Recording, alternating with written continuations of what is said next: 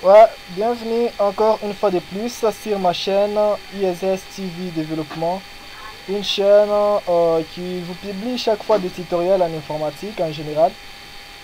Pour cette première partie, je suis en Visual Studio 2012. Je développe quelques applications d'apprentissage, c'est-à-dire quoi?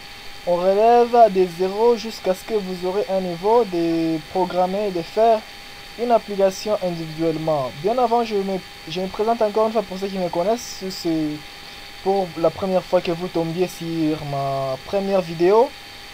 Sur ma deuxième vidéo, j'y arrive. Je m'appelle Mila Boukassamarluk, diplômé en commercial et informatique, gradué en informatique de gestion,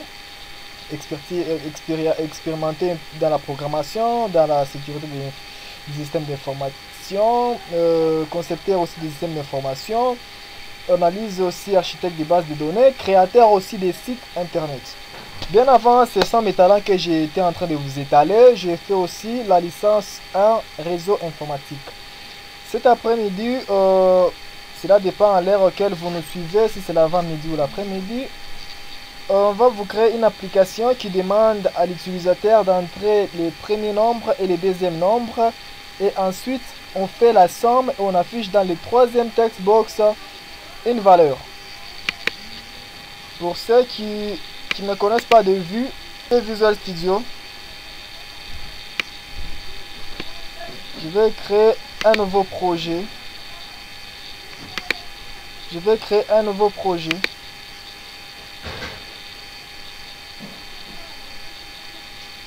Et le projet, vous l'appellerez comme vous voulez. Je mets deuxième, je mets tout simplement somme.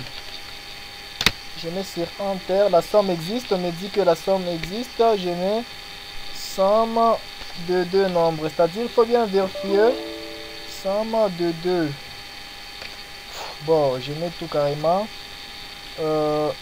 application somme. Il faut vérifier les noms que vous entrez, si ça existe, ça va pas entrer. Application somme. J'y arrive. Voilà, application somme pour patienter le chargement. Le chargement du Visual Studio, cela prend au moins quelques minutes. Je vais un peu.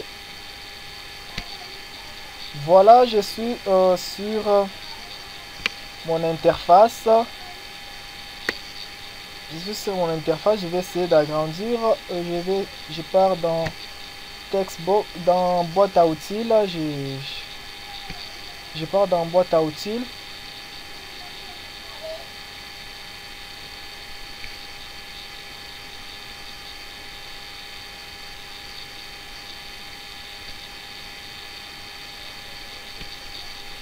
Voilà, à gauche, vous avez les boîtes à outils. Je vais prendre Textbox.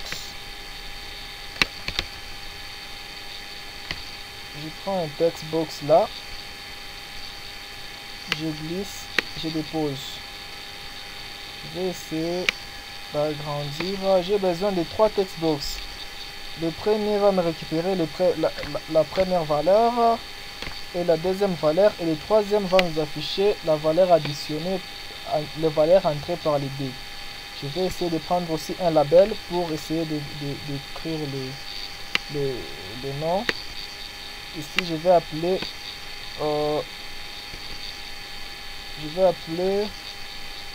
nombre 1. Ici je vais appeler nombre 1. Je fais un contrôle C et contrôle V.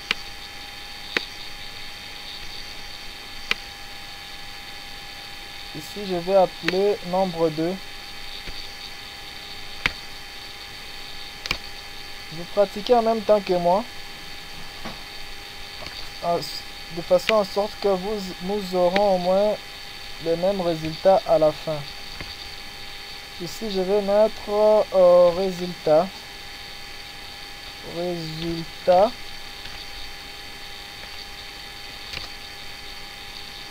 Je vais essayer aussi de mettre un bouton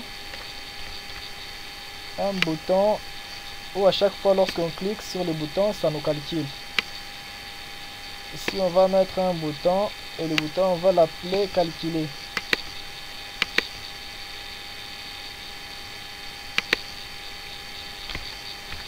Calculer.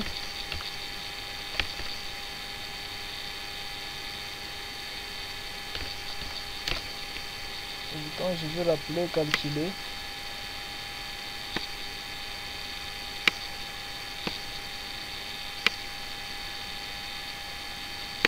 Voilà.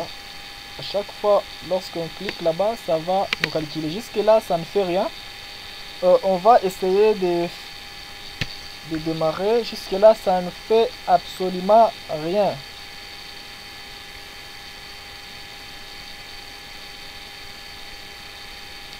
Je vous avais dit, ça ne fait rien. Lorsqu'on clique là-bas, ça ne fait absolument rien. Même si on entrait la valeur là, ça ne fait absolument rien. Même si on entrait là-bas, ça ne fait rien. Maintenant, nous, on va donner cette intelligence de façon en sorte que lorsque on entre les 3 et les 4, on nous affiche ici l'addition de ces deux, ici 7. Je vais arrêter le débogage. Je suis là. Je vais cliquer sur le bouton. Je vais cliquer sur le bouton calculer. Cliquez en même temps que moi. Là, vous êtes derrière le bouton. Je vais créer un type entier. Je vais créer un type entier.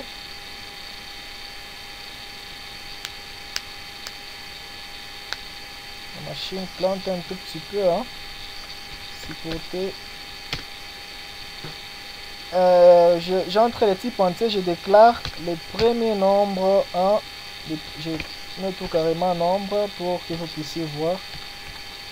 Nombre 1. Je le déclare comme étant un entier est égal à int. C'est un entier que je le formate .parse. Parse, c'est une fonction de conversion. Je vais passer en paramètre. Les parenthèses, on appelle ça les paramètres. En paramètre, je vais essayer de passer le text box à qui on va récupérer ces nombres. C'est-à-dire, nous sommes ici, c'est le nombre 1, j'ai créé un entier, nombre 1, et ça, c'est le text box qui va récupérer le nombre entier. Lorsqu'on entre la valeur ici, on va essayer de récupérer ça en mettant textbox 1, c'est ça, textbox 1.text. Ça nous permet de récupérer le nombre. Textbox.text, vous voyez l'erreur disparaît.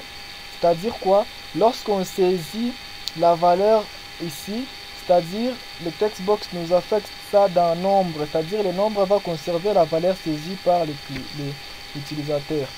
Ici, je vous conseille de faire comme moi, copier et vous coller. Et là, je vais changer, je mets nombre 2. Je mets nombre 2 et ici c'est plus textbox 1, c'est textbox 2. Voilà.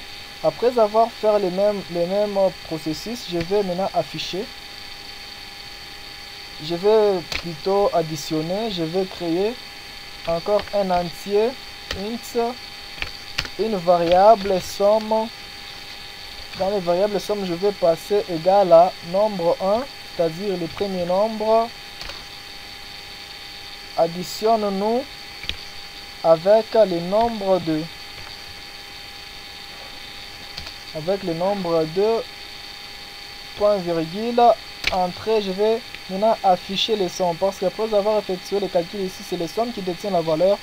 Maintenant, on va afficher les sommes dans textbox 3. Textbox 3.text. .text est égal à somme. On récupère somme point to string. Point to string, c'est une conversion aussi. Point to string. On va essayer de voir ce que ça va donner.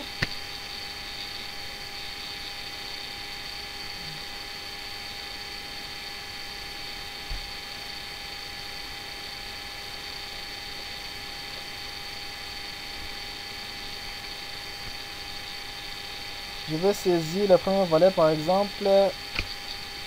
Je vais mettre un gros nombre, hein, 5 millions plus 5 millions. Voilà. Je pars sur calculer. Vous voyez, on me donne 10 millions. Voilà, c'est la fin de cette deuxième partie du tutoriel. À la prochaine. Merci. Ciao.